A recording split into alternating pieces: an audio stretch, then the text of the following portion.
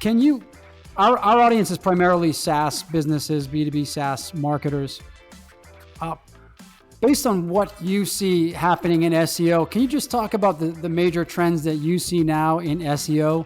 And then how can a SaaS company that really wants to crush it with SEO and grow their organic traffic, what should they be doing and thinking about right now? One major trend I'm seeing is not fun at all, and that is Google seems to be turning their search results into content. So this is what I tweeted just a few hours ago.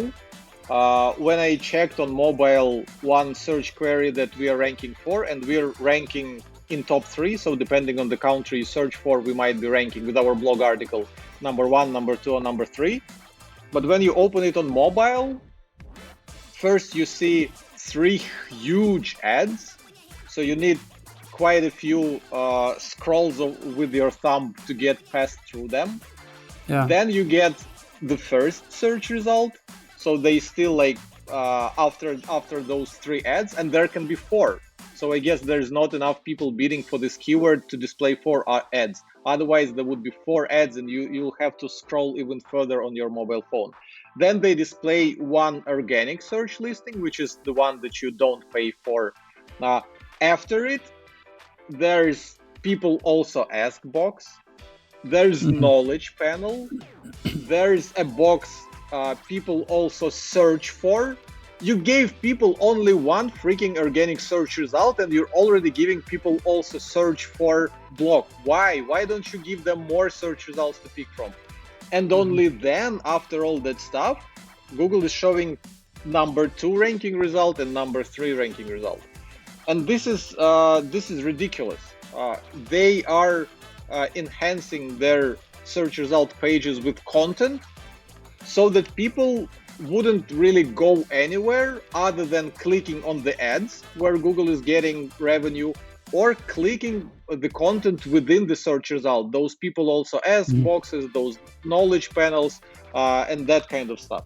So this is the trend I'm seeing, and I really don't like the trend because people spend time, effort, money to create content, to answer the questions that people might be asking to Google.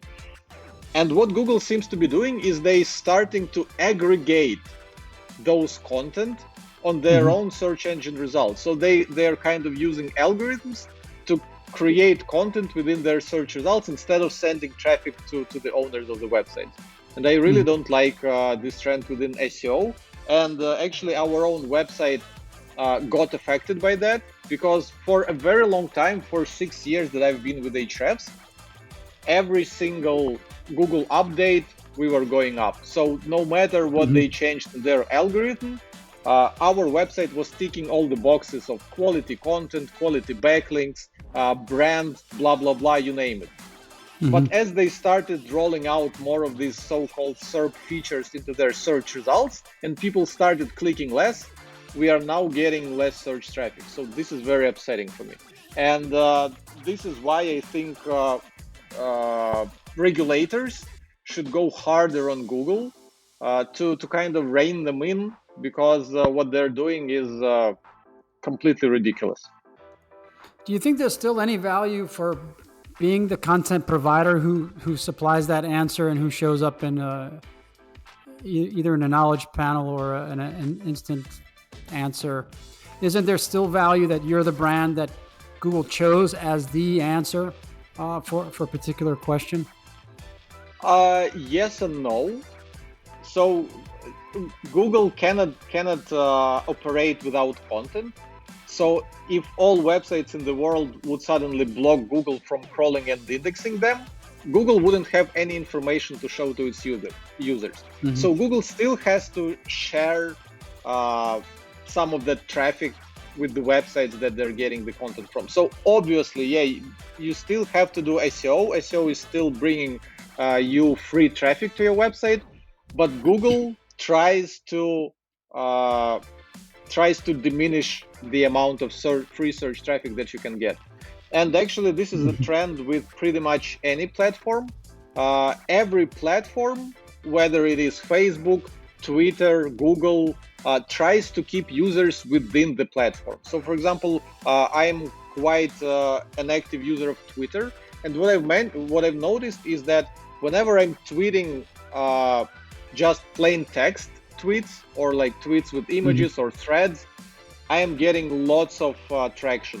People are liking, retweeting, and Twitter keeps showing my content to more and more people. But as soon as I add the link to pretty much the same tweet, pretty much the same piece of content, Twitter wouldn't be as eager to show my content to other people because it would lead to people leaving the platform. They will click the link and leave Twitter. So it seems Google is trying to do the same. They're trying to prevent people from leaving the search results. They try to give people kind of an instant answer, satisfy their curiosity or whatever problems they were having within the search results. And this might be good for people in some cases, but it is definitely bad for content creators. And that is one of the reasons why Ahrefs is working on our own search engine. Ah, okay. I want to hear more about that. Oh, you didn't know that? No. We'll come right back to that. I have a theory here, and I was at Google for a couple of years in 2014 and 2016. I think there was a major shift in Google's mission as the world shifted from desktop to mobile. In the desktop, the pre-mobile world, Google's mission was to organize the world's information, and I don't think they had any goal to keep users confined on Google. I think actually it was quite the opposite. They wanted to get people off of the search results as quick as possible to the destination, to their answer, and providing those links and providing the best search results that were driven more by backlink profiles as opposed to keywords on those pages. That's why they won the search game in the 90s. But then mobile came around, and I think that they realized that, first of all, that the mobile web was nowhere near where it needed to be, and that sending traffic to really bad performing mobile websites was a bad experience. And even initiating that from Google would also be bad for Google. And they also realized that they had to monetize on mobile the way they monetized on desktop. And I think that they realized then that the mission is no longer to organize the world's information, but that the mobile device, and Android in particular, needed to be the ultimate assistant.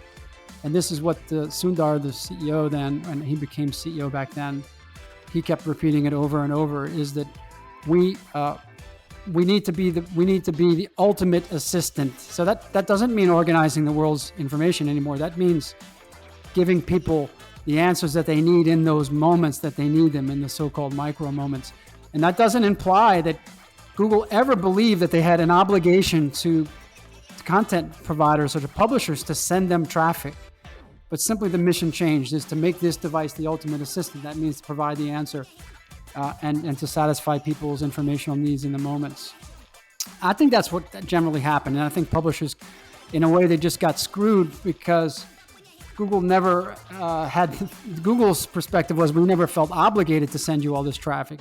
We were just organizing the web in the first version of all this. In the second version, well, now actually we're just going to give you the users the answer because they don't want to go to your crappy mobile website, which is too slow and it's not mobile friendly. And now Core Web Vitals, things are jumping around. I think Google will send traffic back to the mobile web when the mobile web starts really behaving as fast and as user-friendly as apps on mobile. And probably that's still a few years away. While I'll see your point, I don't quite agree with it. And the reason for that is that Google is not so obsessed about the users, like sending someone to a bad non-mobile optimized website. Oh my God, this is so bad for Google. It's not like there's an alternative. It's not like if I search for something on mobile in Google, I click on the result and land on a bad website, I'll go use Bing. No, Google.